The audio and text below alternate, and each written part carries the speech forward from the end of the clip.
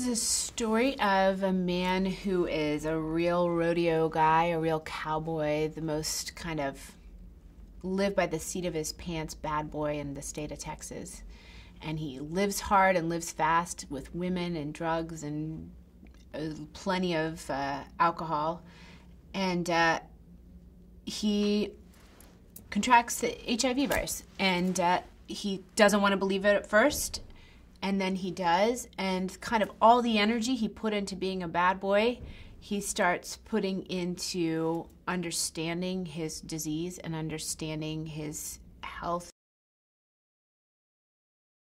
My character is Eve Sachs, and she's a doctor at the hospital, and she starts the movie believing in a very black and white way in everything that she's learned in med school, and kind of questioning a little bit of what's happening in the hospital that she's working in, but she's pretty much part of the establishment.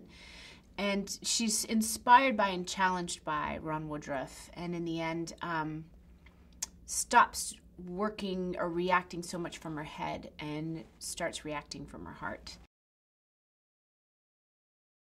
Jean-Marc and I laughed yesterday and we said, oh, we're going to get to meet Jared today, because he was Rayon 100% of the time. He was always Rayon, and it seemed like he had always been Rayon. It wasn't like, oh, I'm in character. It just seemed like this is somebody who is enjoying this so much, he's not going to waste a minute of it. I mean, he showed up as Rayon, he went home as Rayon, and I can't imagine, I think if you had called him on the weekend, Rayon would have answered the phone.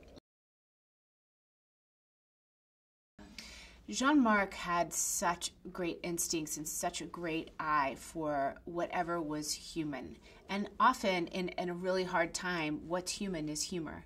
So he would look for those moments that we would just do, or look for an opportunity that where he could suggest something, and he would just go after it. Anything saccharine, he dumped. Anything overtly emotional, he saved for specific moments. He was really brilliant about calibrating everyone's kind of emotional ride so we weren't all just crying the whole time. And he was so smart to find levity wherever he could.